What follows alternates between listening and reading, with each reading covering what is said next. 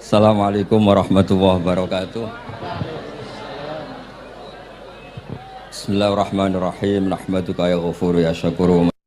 Shalli wa sallim barik ala sayyidina Maulana Muhammad wa ala alihi wa sahbihi asma'in. Nama ba'du. Teng ngerso para keluarga besar Kiai Haji Akil Sirot wabil khusus teng wau niki pernah paman kalian kula. Terus gada otoritas meksa. Tapi itu saya keren yang bihan malah pernambah, dia pernambah, dia putrine guru kula, niku dimanfaatno beliau, kayak gitu. Dia sedanten para habaib, wonten Mas Arif Kapolres sedanten ingkang kula hormati. Niki paling kula ngisi nampung 20 menit, niku mun top niku mun. Terus katanya niku ahlul ilmi dihormati, tapi nyatane dipeksa. Terus memang banyak paradok dalam ilmu usul fikih. Ilmu usul fikih itu ilmu yang menjadikan orang itu bisa berpikir. Gitu. Kalau tak cerita tentang pertama tentang Kiai Akil sing al ma'ruf bi ahli nahwi. Nahwu riyen di era dulu itu dadekno tiyang dadi wali. Sampai disebut hatta nahat qulubuhum li nahwihi famin azimi sya'nihi lam tahwihi. Terus orang-orang baik niku ketika usul teng pangeran nyebut Allah la ilaha illallah mboten saged. Sagete namung nyebut dhamir sya'an niku hu. Akhirnya kathah toreko sing ha hu niku gara-gara ahli nahwu niku. Nah, disebut fa'uribat makna dhamiris sya'ni. Jadi ngelafatkan la ilaha illallah tidak bisa tapi hu bisa. Mergi ke Jawa ini tukang ngakali, terus hukum itu diakali. Sakjane teke hadis ini mangkana akhiru kalamihi la ilaha illallah dakhalal jannah. Tapi ada kekhawatiran pas la ilaha mati. Lah la ilaha mati ra radi kaya ateis. Ora ono pangeran maujud mati. Sampean kan gak iso janjian mbek Israel. Kan mboten saged weanan, mboten saged kong kali kong. Nah, daripada la ilaha niku resiko karena takut mati pas la ilaha dereng illallah, terus Ki Jawa mulai nalkin ngangge Allah.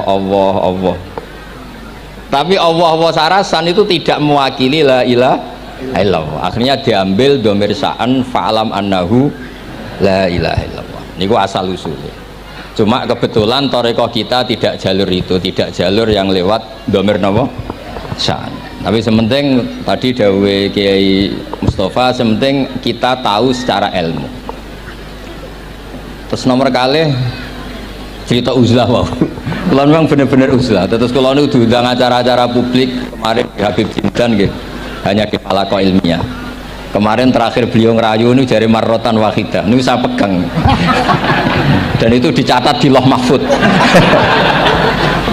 Dan ciri utama Kiai itu tidak membatalkan perjanjian. Jenengan jauh marotan wahidah Mas niku. Ben gelem. Terus ngeten kula cerita sithik tentang ilmu yang sering kula utarakan.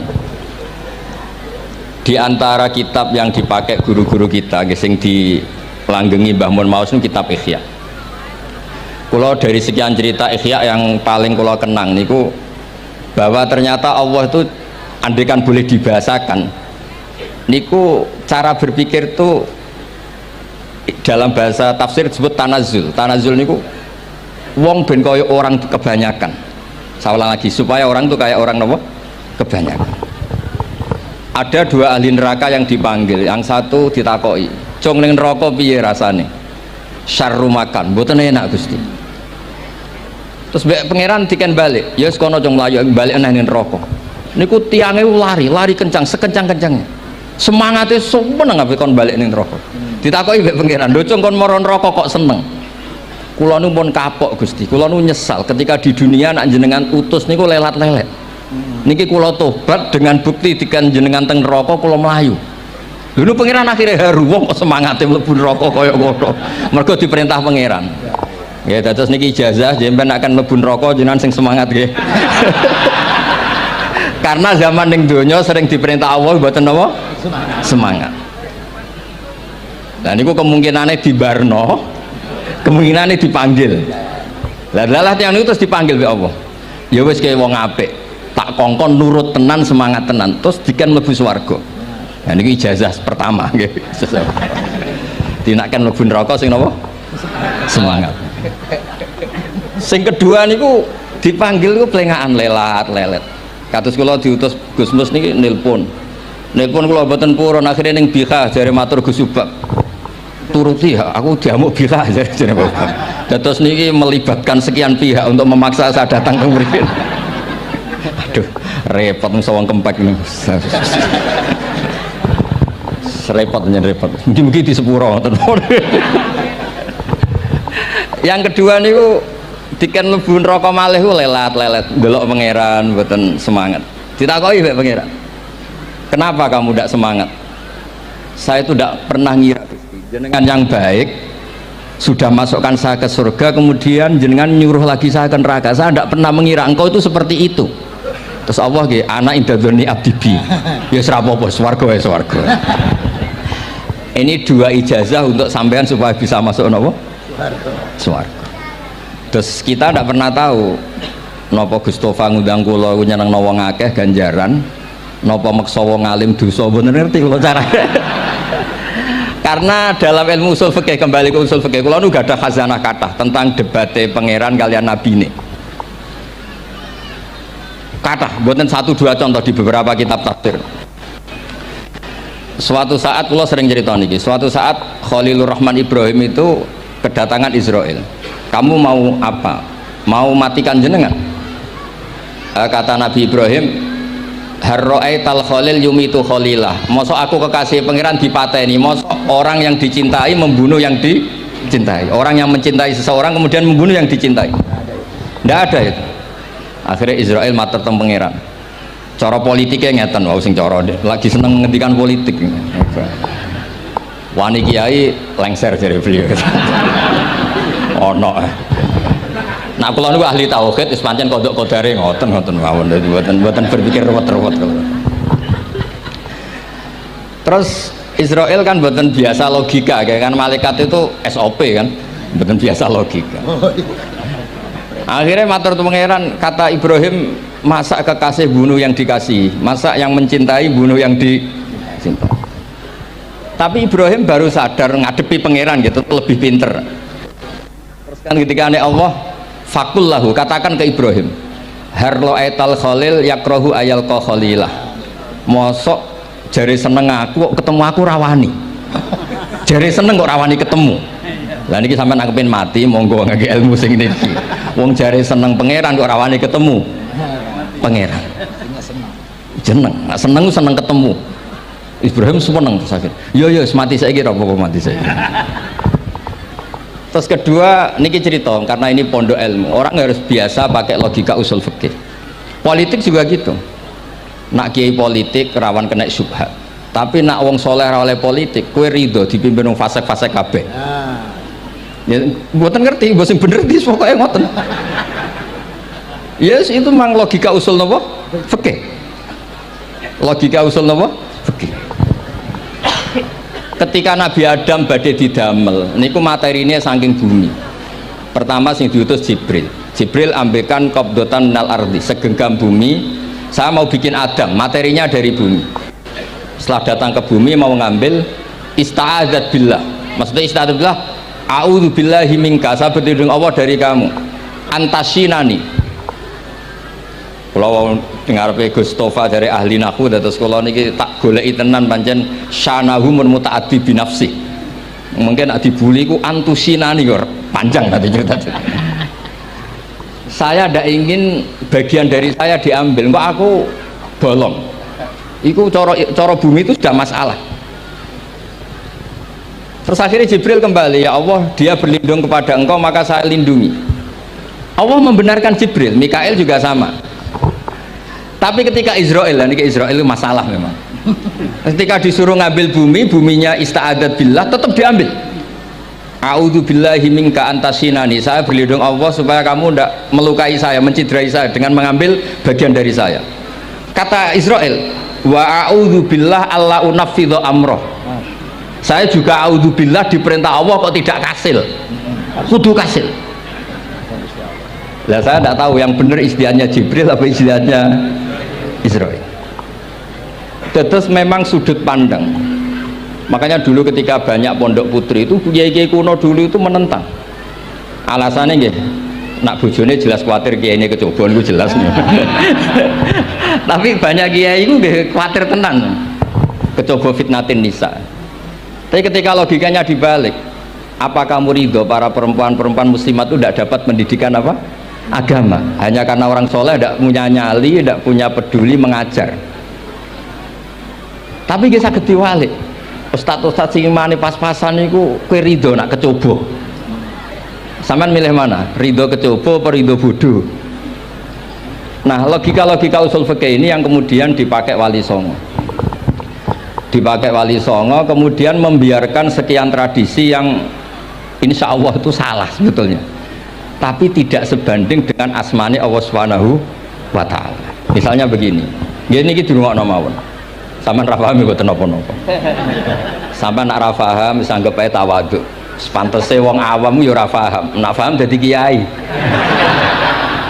Terus biasa mawon sampeyan nak ra paham aja tersiksa. Umpamane jenengan mboten kiai kok kon paham. Nah sampean pinter kados kula mestine ora ngrungokno, semangatnya hasud. Terus rivalitas berkono. Nah cara Mbah Mun nak cerita ngoten, dhisik kowe zaman bodoh iku angger kiai mbok cucuk. Bareng padha kiai niku koyok saingan.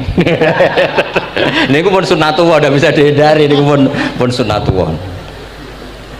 Terus kembali lagi ya. Logika-logika usul fikih niku dipakai oleh Wali Songo. Ngeten ada cerita ini rungok nonton. Itu sudah saya cek di beberapa riwayat termasuk di Musnad Imam Ahmad. Ada orang ini bukti teorinya Wali Songo itu benar. Wonten tiyang gadah kesalahan. Niku dokumen kesalahan niku maddul basor sepanjang mata melihat. Wes ngoten jumlahnya 99 bok. Kayak apa banyaknya? Per bok maddul basor sepanjang mata nopo melihat. Ketika dia ditanya Allah itu kalau tanya demokratis.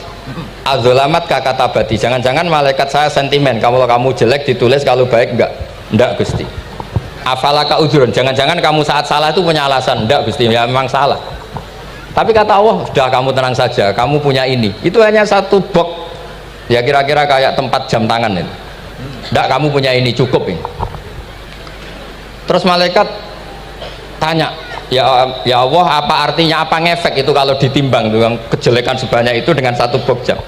Orang ini juga bilang, Gusti sudah ada usah ditimbang, nggak ngefek itu pasti kalah. Tapi setelah ditimbang menang yang satu box kecil tadi, karena di situ ada la ilaha illallah Muhammadur Rasulullah. Jadi malaikat diancam sama Allah, kamu berani tidak mempertimbangkan nama saya? Apapun banyaknya box itu dosa itu tidak saya. Kalau ini la ilaha illallah itu nama saya. Kamu berani tidak mempertimbangkan nama saya? Ya tidak berani Gusti, ya harus dimenangkan. Nah itu semalahnya kalau pengajian ini ya ono ikhtilatur rijal wan nisa, tapi baru kayak ngaji di sepuro. Ya aja muni halal tapi ya aja muni terus gak ono faedahe. Di sepuro insyaallah.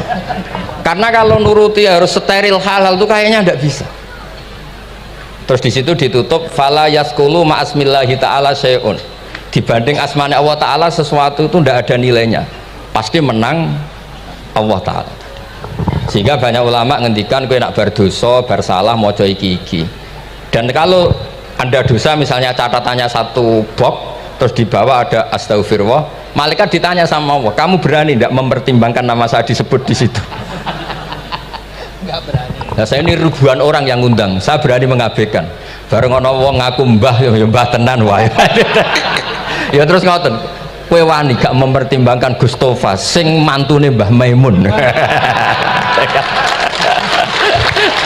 Ya. Semoga cara pandang malaikat nanti seperti itu. Tapi nanti kalau malaikat cara pandang, mbah kok tukang makso putu. Ya, itu mbah model opo. Nah saya ini sudah ngalah satu kali. Berikutnya logika kedua yang insya Allah terbangun di kalangan malaikat, yaitu mbah ora oleh maksa napa butuh. Neng dinggon mbah yang baik putune dolanan di Barno. Ini ora. Putu lagi asik-asik dolanan. Rene. Penyapu. Nah, itu udah jenis mbah yang baik. Terus kalau suwun lah ngaji usul fikih yang serius karena itu menjadikan kita bermartabat. Kulo niku sering lepas jenazah tangga-tangga kulo nggih penggane ndelok TV, nak bengi nggih ngelamun, ngayal suges, kadang yo ngapalo tikus sing liwat dhuwure saking ora ana penggawean. Tapi kulo nang lepas jenazah ini orang baik. Sampai bojone protes, "HP opo lho Gus angger bengi ku mau ngelamun ngitung tikus liwat, ngitung apa." Terus kulo matur, ngitunge aja ngono, ngitunge tarokal ma'asiya. Wong ning omah itu artinya tidak dugem, tidak melakoni maksiat. Itulah yang menjadikan usul fikih itu ilmu yang sangat terhormat. Coba kalau Anda jadi pakar usul fikih kayak saya, mau kaji betul usul fikih. Orang tidur semalaman jangan bahasakan tarokat tahajud, wa tarokal witro, wa taroka qiyamal lail. Tapi bahasakan taroka zina, wa tarokal ghibah, wa taroka kada wa kada minal ma'asi. Keren buatan? Keren. Kalau kamu udah ahli usul fikih maka kiai kok amen turu, kiai kok guyon suwengi. Lu kiai guyon suwengi itu melawan kiai itu ustaz juga manusia. Karena bengi ku ya kepen nonton. Tapi kan buatan pantes. Akhirnya korbannya santri ini dijak guyon gak jelas. Lah apel ning rondo ya ora pantes. Ngelawan nafsu itu berat. Carane ya dilalek-lalekno guyon niku. Lah muga-muga malaikat kabeh ahli usul fikih nganggep ngono iku perlawanan terhadap keinginan umpama maksiat. Ngaji ora. Malaikat ngaji ora. Makanya itu disebut di kitab usul fikih tentang usul itu izma min mubahin illa wa yatahaqqaqu bihi tarku haramim ma. Fa yalzamu minas sukun tarkul qatli wa minas sukut tarkul ghibah. Tidak ada sesuatu yang mubah kecuali saat Anda lakukan, saat itu juga Anda meninggalkan keharaman. Maka sebetulnya mubah ini punya nilai yang luar biasa, yaitu tarkul haram atau tarkul ma'asi. Jadi sama ini sampai rumah kukar kukur, melebu metu, kukar kukur meneh, melebu metu, bariku turu angop ngorok. Nah semoga malaikat ini al usuli sehingga ngitung itu hada tarokal ma'asiyah kullaha. Hebat ini orang yang tinggal nopo maksiat. Kayak nak malaikat itu jenis rada ekstrim. Alumni kempek suwengi ra tahajud ora witir ku alumni opo. Mulane kalau niku ngaji usul fikih terus supaya diperdengarkan ke malaikat. Supaya teorinya pakai usul nopo? Fikih. Jadi kalau melihat kita melakukan mubah niku dihitung tarkul nopo? Maas. Nah ini pentingnya ngaji. Kalau nate ditanya sama seorang dosen, Gus, masa iya Quran yang katanya mutu semutu-mutunya kemudian ada ayat kulu washrobu, mosok urusan mangan gak usah disuruh orang juga makan, terus kualitasnya kulu washrobu itu di mana? Terus kalau jawab terus sorokan yang penting wopo rapat utawa seminar. Ndak ada rapat, ndak ada seminar itu kamu ndak mati, tapi kalau nggak makan itu mati. Penting mana? Ya penting makan. Lah iya, jadi orang itu lupa kalau sesuatu yang seserius itu karena menjaga nyawa yaitu makan. Terus karena makan tuh hal yang murah dianggap biasa, itu bahaya. Sehingga sebetulnya yang kita bisa jadi wali lewat hal-hal keseharian tidak bisa jadi wali karena tadi. Saya punya hadis, ini mudah sekali untuk Anda jadi wali. Bahkan di atas wali lah. Inna woha ta'ala layar do anil abdi, pakai inna masih pakai lam taukid. Inna woha layar do anil abdi ayakulal aklata fayahmadahu alaiha aw yasroba syarba fayahmadahu alaiha. Allah itu sangat ridho ada orang makan satu asupan kemudian dia muji Allah. Loh, orang tidak punya alpat itu tidak mati, tidak punya tanah ribuan hektar itu tidak mati, tapi kalau nggak makan sesuap nasi mati. Penting mana? Penting makan. Tapi gara-gara kamu tamak untuk syukur nunggu punya alpat, untuk syukur nunggu punya tanah banyak, Anda ini bodoh. Mau syukur saja syaratnya kok banyak. Jadi sebetulnya kalau kita mau jadi wali itu cukup setiap makan itu kamu syukur. Fayahmadahu alaiha aw yasroba syarba fayahmadahu alaiha. Makanya wali-wali dulu kalau didik raja yang sedang berkuasa itu ditanya, kamu raja besar, punya pengaruh besar, andaikan kamu di padang pasir dan kemudian Anda tidak mendapatkan air sama sekali. Apakah kamu menggantikan kerajaan kamu demi beli satu seteguk air? Iya, akan saya beli karena saya kalau tidak minum mati. La tafrah bimulkin la yusawi jar'atamain. Kamu jangan bangga dengan sistem kekuasaan yang tidak senilai dengan seteguk air. Orang nggak jadi raja itu nggak mati, tapi kalau nggak minum mati. Terus akhirnya dosen itu tahu, wah berarti kulu wasrobu itu luar biasa, Gus. Sangat luar biasa. Makan dan minum itu luar biasa. Makanya terus adat kiai mertamu mangan. Kalau tadi baru datang kon mangan, di sini ya ada mangan. Ya sanggep aja itu proses jadi wali, ngoten Pak. Jadi segampang itu jadi wali. Nah, kemudian gara-gara torekoh terus jadi wali ku repot kon maca 10.000 wiridan kon opo. Kesuwen nih cara-cara kesuwen. Karena ini partai gak torekoh tadi. Dulu abahnya Mbah Maimun Mbah Zubair itu kalau disuruh wiridan lama-lama itu nggak mau. Sementing diridani pangeran, maca kok akeh-akeh. Nah, itu partainya partai ahlul ilmi. Ya partainya partai ahlul apa? Ilmi. Nah kemudian karena saya ini nekuni tafsir ya, itu saya kepengen ya menggerakkan supaya ilmu Quran itu menarik. Caranya apa? Cari sisi ekstrimnya. Kalau bolak-balik, kenapa sih orang nggak janggal? Nggak janggal itu udah iskal. Quran itu kan kalamu Allah. Salah lagi Quran itu kalamu Allah. Masa iya Allah yang Tuhan kemudian ngendikan iya kana budu wa iya kanas tai. Kepadamu aku menyembah. Masa Allah ngendikan gitu pada kekasihnya Nabi Muhammad? Padahal Allah itu al-ma'bud, bukan abid. Allah yang disembah, bukan yang menyembah. Semua ahli tafsir, saya bukan bilang sebagian, semua ahli tafsir pasti ngendikan begini. Wa yuqaddaru qabla qaulihi ta'ala iyyaka na'budu qulu. Sebelum iyyaka na'budu itu ada kata yang disimpan yaitu qulu. Jadi iyyaka na'budu itu betul ngendikane Allah, cuma sudah dikasihkan Jibril kepada umatnya Rasulullah. Jadi Jibril bilang gini ke Rasulullah Muhammad, qul iyyaka na'budu. Kemudian Nabi juga bilang ke umatnya qulu iyyaka na'budu. Jadi ini kalamu Allah yang sudah milik kita. Nah berhubung milik kita, kita sah mengatakan iyyaka na'budu. Karena kalau tidak janggal, masa iya Allah berdoa ihdinas siratal mustaqim, tunjukkan kami jalan yang benar. Lah kalau ihdinas siratal mustaqim kalamu Allah berarti kan Allah yang berdoa. Nah, sehingga semua tafsir bilang sama, wa yuqaddaru qabla qauli ihdinas siratal mustaqim qulu. Nah, terus ada mufassir lain bilang jangan mulai iyyaka na'budu ya semuanya, mulai bismillah, qulu bismillahirrahmanirrahim. Masa iya Allah sendiri yang bilang bismillahirrahmanirrahim? Nah, dengan tafsir seperti ini terus kita akhirnya lagi-lagi kembali ke usul fikih, kembali ke balaghah, kembali ke nahwu. Kalau enggak, ya Anda akan menafsiri Quran pakai logika Anda sendiri. Sampai ada mungkirus sunnah. Pokoknya sementing kembali ke Quran. Orang roh Quran itu kayak apa? Saya kemarin ngaji di Sedan di daerah saya bilang, Sayyidina Umar itu Islam sebelum minta hidayat. Khalid bin Walid ya Islam sebelumnya ya tidak minta hidayat.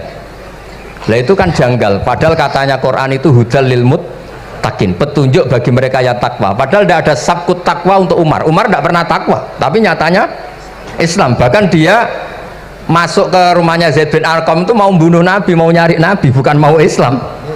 Tapi ketika dengar iparnya membaca Toha ma anzalna alikal qur'ana litasqa, kemudian dia masuk Islam.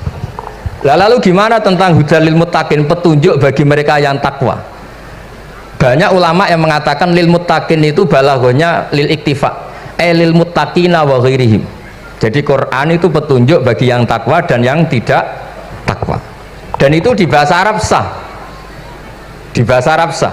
Misalnya gini ya, kalau sampean punya ponakan dolan cong-cong nang mangan, ya maksudnya ya mangan mbek ngombe, mangan tok seretan mati kan. Itu kan satu paket.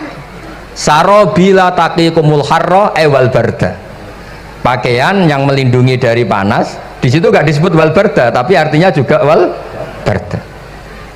Karena kalau tidak diartikan lil iktifa, nanti Quran itu memberi petunjuk bagi yang sudah mutakin, corong doang nguyai segoro, wis takwa kok. Nah ini kita butuh ahli tafsir yang al-usuli, karena itu yang menjadikan Quran punya kualitas lagi. Saya ulang lagi, punya kualitas lagi. Kalau ndak, Quran tuh kayak biasa-biasa saja, kayak tadi kulu wasrobu kayak dan seterusnya dan seterusnya. Jadi kalau suwun barokahnya hormat sama orang alim kados Ki Akil, Ki Siras dan tenaga keluarga mriki. Orang menghidupkan logika ilmu lagi. Jadi kalau seneng lah nak dalam Gusmus ahli ilmu boten krono niat fakir boten. Biar sampean ngerti lah kalau ngadepi ahlul ilmi itu pun boten level. Ahlul ilmi itu kalau punya logika itu tidak bisa dibantah. Saya beri contoh sekian contoh yang nyata yang diajarkan Rasulullah SAW. Nabi itu pernah mau dipermalukan orang karena Nabi ngendikan la adwa wala tiarata, tidak ada penyakit menular. Terus ada orang iseng kok onta yang kena gudisen itu dijejerkan yang waras ikut kena gudisen. Terus orang ini tanya, ya Rasulullah ini tadi sehat tapi kena onta yang gudisen ikut gudisen. Nabi tanya lagi, faman adal awal, yang kudisen pertama ketularan siapa? Wah itu dari Allah ya, maksud saya seperti itu. Jadi ada terus orang-orang kafir itu cara berpikir aja alal alihata ilaha wahida inna hadalah syai'un ujab. Muhammad ya tentu mereka masih jangkar, Muhammad problem kita ini banyak, kalau Tuhannya satu tidak cukup. Ada problem kredit macet, ada problem macam-macam kan, utang piutang macam-macam. Kalau Tuhannya satu tidak cukup. Kita butuh Tuhan banyak karena problem kita banyak. Lalu Nabi mengajarkan mereka apa logika yang dibangun. Kalau kamu jadi buruh, kemudian majikan kamu banyak, semuanya merintahkan kamu, kamu bingung nggak? Ya bingung. Tuhan kamu itu majikan kamu, kalau banyak-banyak perintah semua kamu yang bingung. Ya sudah mat Tuhannya satu saja. Itu disebut dorobawa masalah rojulan fihi syuraka umutasakisuna warojulan salamal lirojul. Nah sekarang itu kita ini mulai kehilangan fatonahnya Rasulullah SAW. Nabi dulu itu kalau nerangkan ilmu itu logikanya gampang sekali, logika yang dibangun tuh gampang sekali. Ada orang cerita, ya Rasulullah saya ini ada sekian anak saya, yang paling saya cintai satu, apa saya boleh melebihkan yang paling saya sayangi dalam pemberian? Nabi jawabannya itu tidak langsung jangan enggak. Apakah kamu berharap bahwa mereka semuanya baik ke kamu? Iya semuanya saya ingin baik ke saya. Ya kalau gitu jangan gitu. Kan tidak fair kita mengunggulkan yang satu, melebihkan yang satu, sementara kita berharap semuanya baik. Itu tidak fair kata Nabi. Jadi dulu Nabi itu terus ini yang cerita fikih.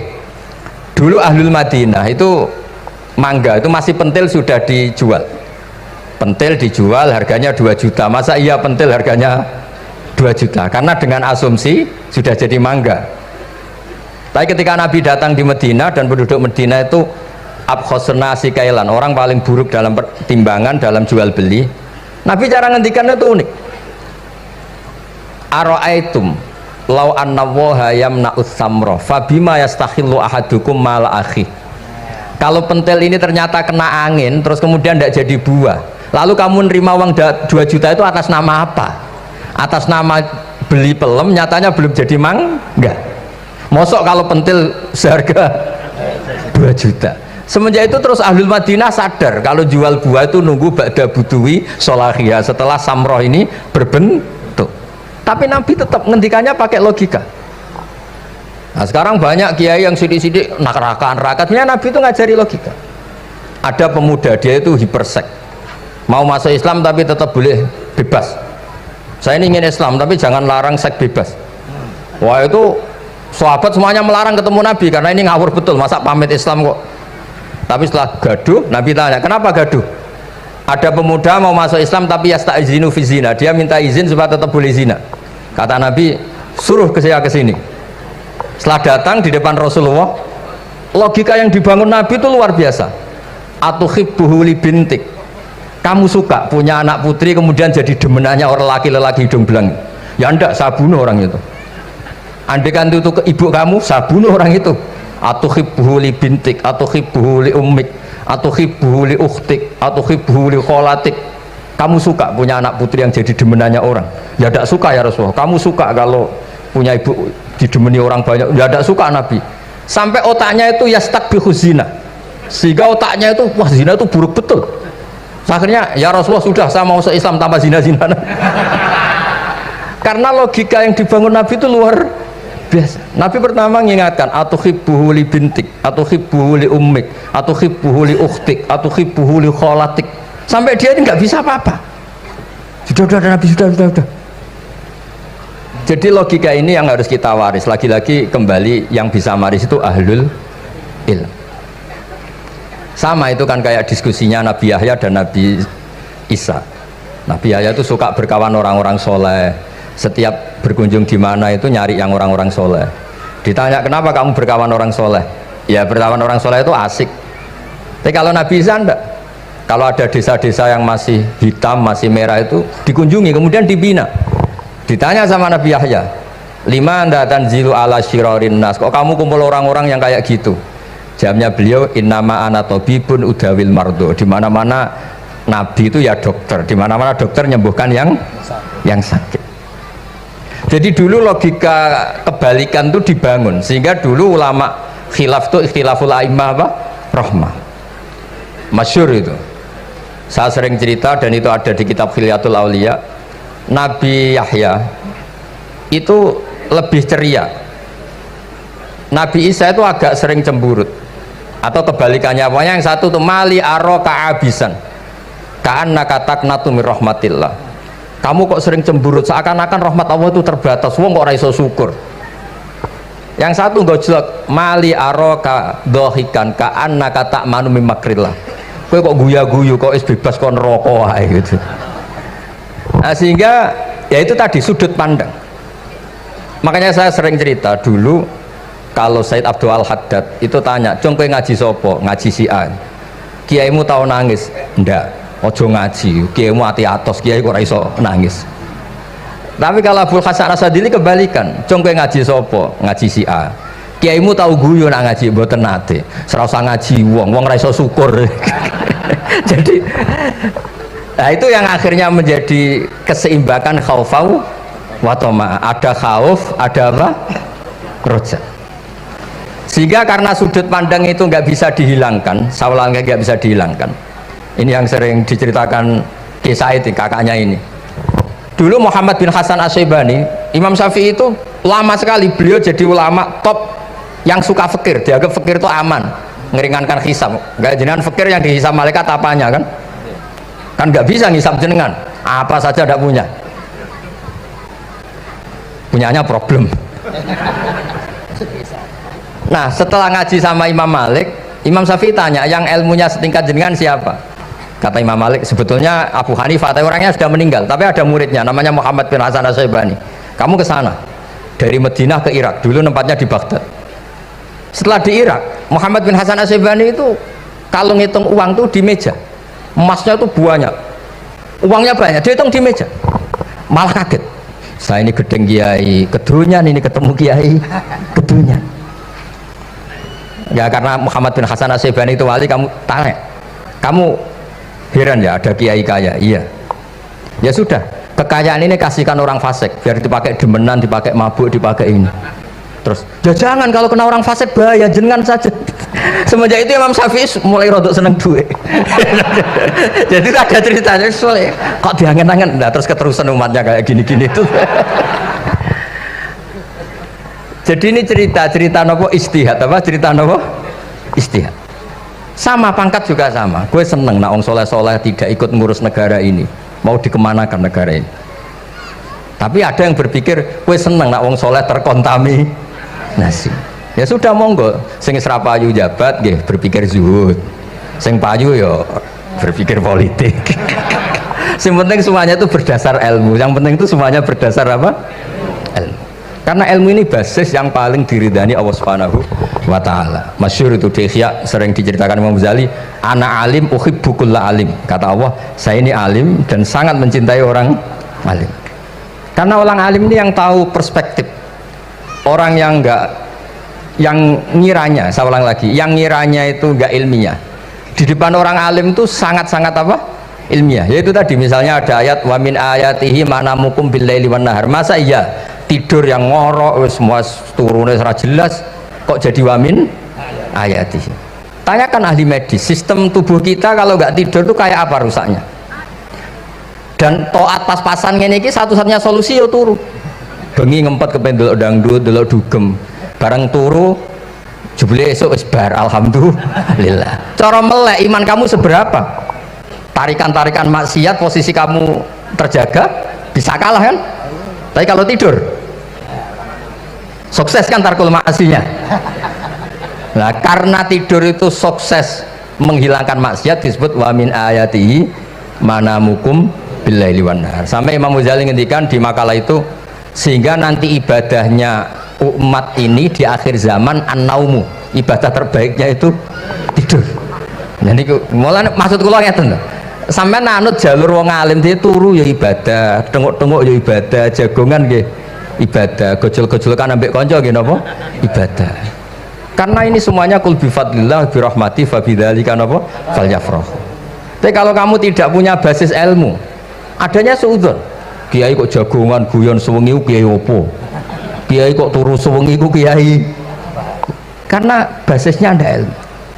Padahal jelas ketika Rasulullah bikin urutan kebaikan, pertama Nabi ngendikan kamu menolong orang. Jika tidak bisa, terakhir Nabi ngendikan takufu syarraka anin nas fa innaha shadaqatun minka ala nafsik. Tadi beliau juga cerita di nasihat Imam Mun, idza lam tuhsin fala tusi. Kalau tidak bisa berbuat baik, setidaknya kamu tidak berbuat jelek sama orang lain.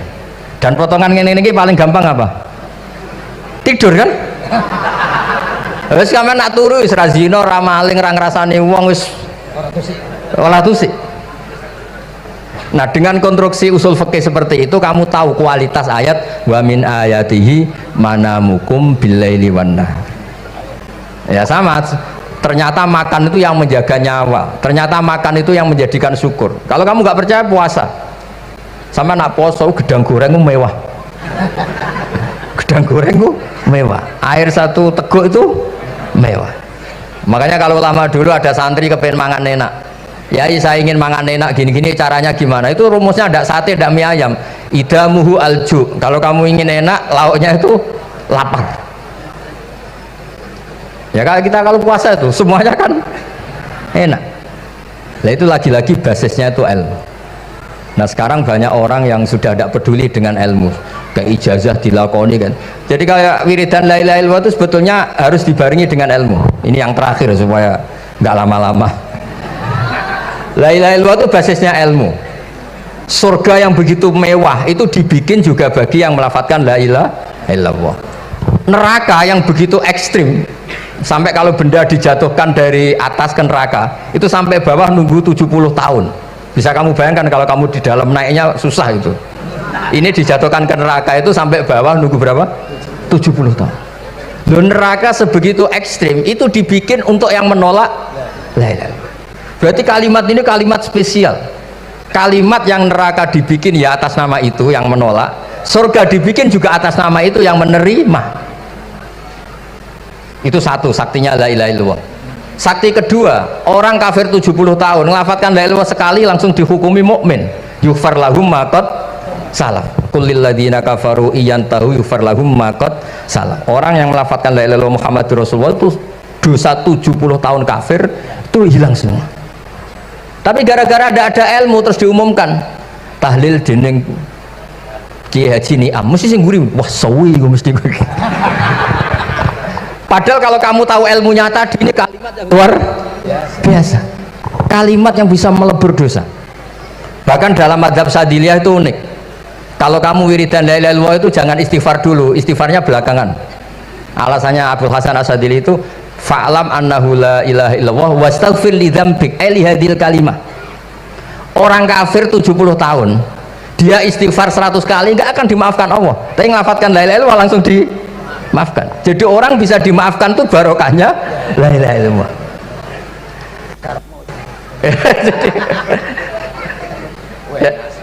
Ya kan? Jadi orang kafir 70 tahun wirid istighfar 100 kali atau 1000 kali dimaafkan enggak? Enggak kan? Tapi kalau membaca la ilaha illallah dimaafkan. Jadi istighfar tuh ngefek positif itu kalau dibarengi la ilaha illallah. Makanya wastaghfir li dzambika bihadil kalimah. Cara apa? Kamu boleh istighfar berdasar hadil kalimah, berdasar la ilaha illallah. Tapi terus kemudian ya thariqah itu banyak, itu urusan rasa. Justru karena la ilaha illallah kalimat thayyibah harus disucikan dulu. Caranya istighfar dulu. Nah itu urusan monggo lah. Tapi apapun itu basisnya harus napa? Ilmu. Basisnya harus ilmu. Jangan malah sentimen. Wong di kuburan wiridan la ilaha dihukumi kafir. Nah, itu kan aneh. Wong kalimat ini yang kafir saja menjadi muslim, sekarang yang muslim menjadi kafir. Itu paham kok seaneh itu gitu kan. Ya karena basisnya ada ilmu tadi. Coba kalau basisnya ilmu, itu kan aneh betul. Hadil kalimah kalimatun soro bihal kafiru musliman. Fakaifa sorol muslimu bidzalika kafiron. Ini kalimat yang kafir saja menjadi muslim. Masa dengan kalimat yang sama yang muslim menjadi aneh gak? Aneh. Jadi kalau suwon, pokoknya basis ilmu harus sekuat-kuat. Ini caranya gini agak kiai kon sregep mulang ojo politik terus. Tapi politik itu bagian dari ilmu. Wis ra iso diterangno lho. Ya ngoten mawon. Assalamualaikum warahmatullahi wabarakatuh.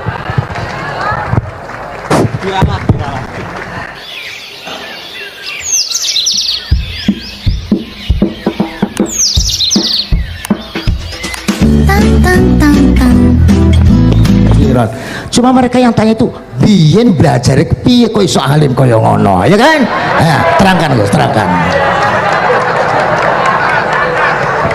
Mati.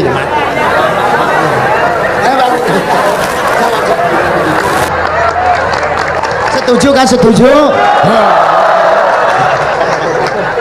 Sila. Asal dakaik.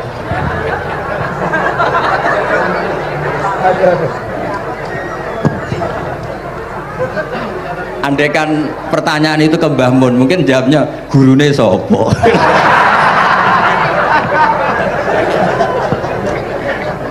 Tapi mungkin kalau ke mbah-mbah saya ya juga babanya nih Biha juga Mbak Abdul Aziz, mungkin putuku. Tapi kalau saya ingin cerita tentang saya paling ya, aku sregep. Yang jelas tuh dalika fadlu wa yu'ti apa? Mayasa. Tapi gini, kalau ini menghormati bahasa saya ini, kalau ijazah begini, dulu Mbak Mun tuh sering cerita juga bahasa kena kepengen ngalim ku sinau sedurunge ngaji ya, misalnya kamu ngaji takrib atau ngaji wahab sama Mbah Mun, kamu baca dulu sebelum ngaji. Nah, setelah dibaca, misalnya kamu baca rofa, kok Mbah Mun baca jer, kamu baca jer, Mbah Mun baca rofa, berarti goblok tulen. Karena semua teori Anda kok salah. Ya misalnya Mbah Mun baca wadakaro sopa al-musonifu, kamu baca wadakaro musonef. Berarti kan goblok banget itu. Ya kan ada cerita gitu, ada orang tuh nggak tahu betul Gus maknanya lam tardiman itu apa.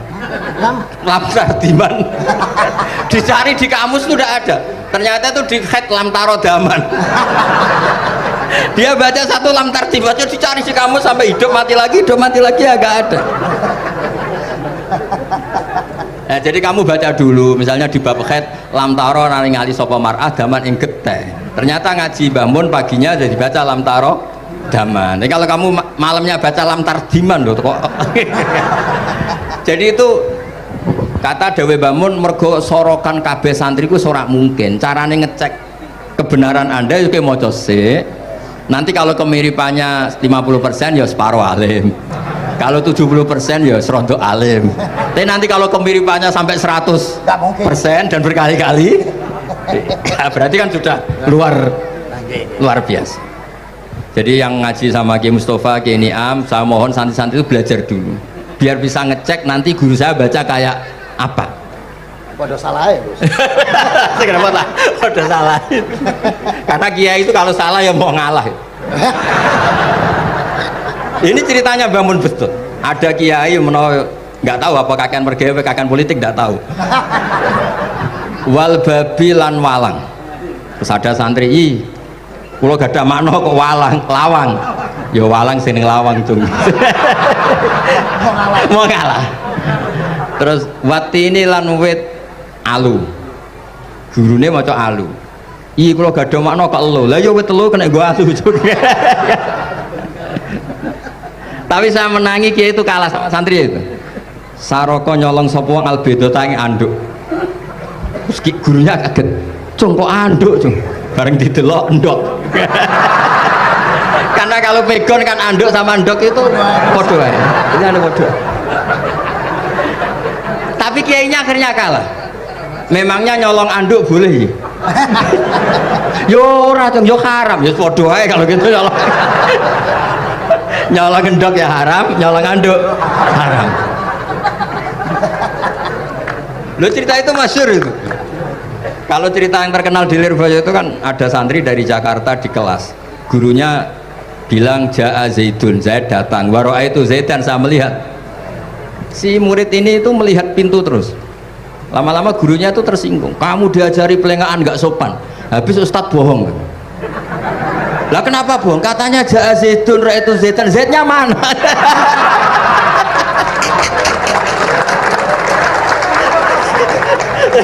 Dia gak ngerti. Zaid datang, saya melihat, mana orangnya kok dibahas-bahas terus itu. Ya, jadi yang serius tadi, kalau sampean ingin nguji kualitas Anda, makanya saya dulu itu pede baca kitab di depan bangun karena ya ngecek. Dan dulu itu Gus Gofur, Gus Kamil sebelum ngaji ya itu mesti sinau sama saya. Nanti ketika bangun baca tadi, kalau kemiripannya kita 90% ya bagus, syukur-syukur sampai 100, dan itu terulang sampai Wahab Hatam, Jamul Jami' Hatam, sehingga kita tahu. Jadi kalau diskusi kita kok salah ya tahu, kalau benar ya tahu, kalau tahqiq ya tahu.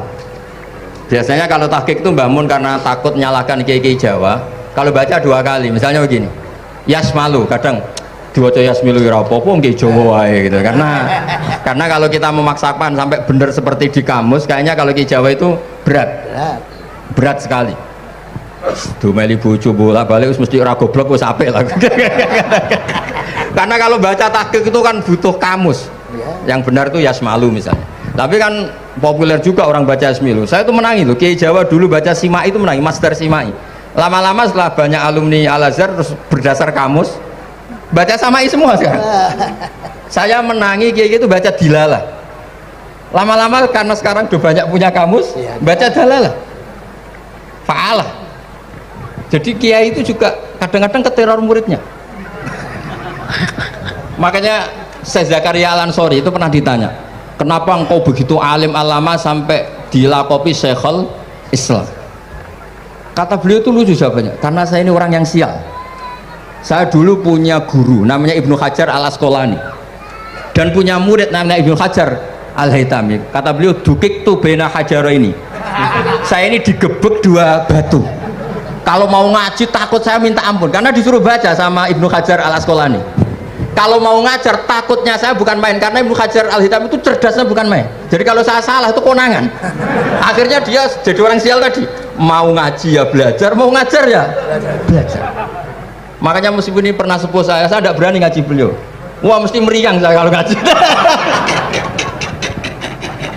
Jadi yang terkenal alim-alim mohon ngajinya dikurangi ya, karena ini kasihan gurunya. Kasihan gurunya. Nggih, pun cekap. Pun itu catat ya. Sebelum ngaji baca dulu. Satu lagi Gus. Sampean ketoke kiai desa kok kuliah. Betul kuliah? Oh nggih nggih. Pun dari belajar dari mana sampai kemana Gus jenengan? Dari Mondok sampai ke Jogja sampai Putih. Monggo.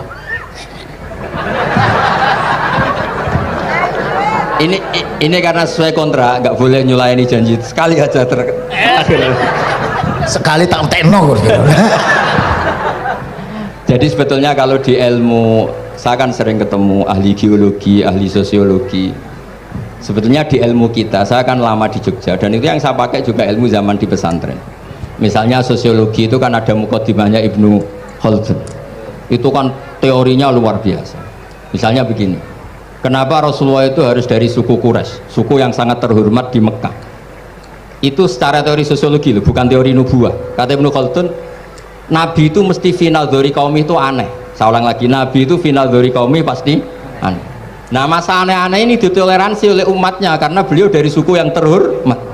Coba kalau dia dari suku, beliau dari suku yang hina, pasti pas aneh-aneh langsung diadili. Ya kalau di NU lah, ndak Gus Dur kok bikin aneh-aneh di NU kan langsung tuntas.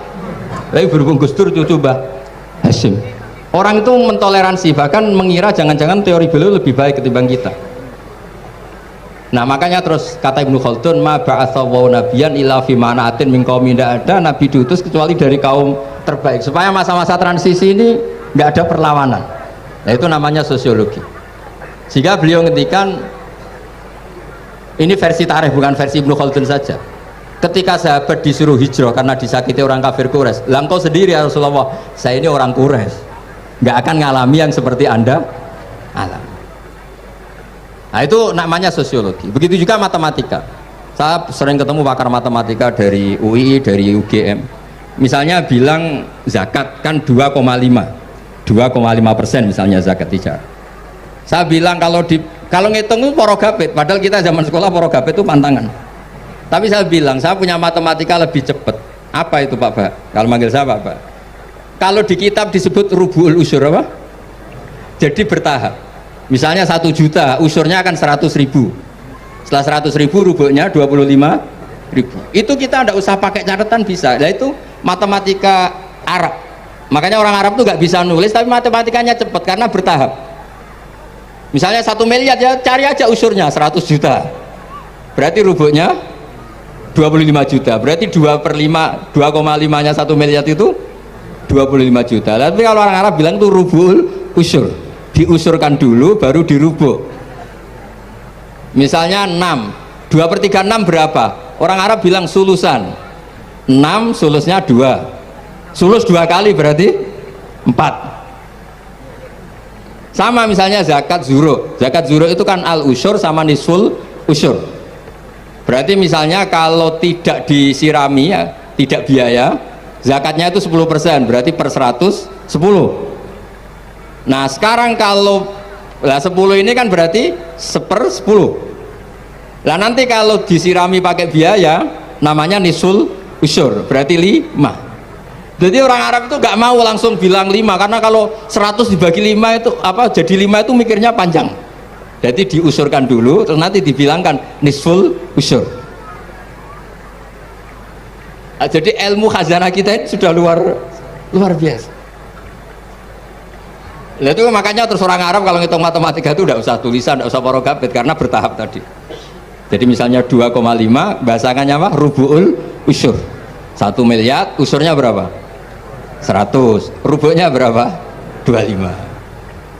Nah ini semoga buatan ngingkari janji. Wassalamualaikum warahmatullahi wabarakatuh.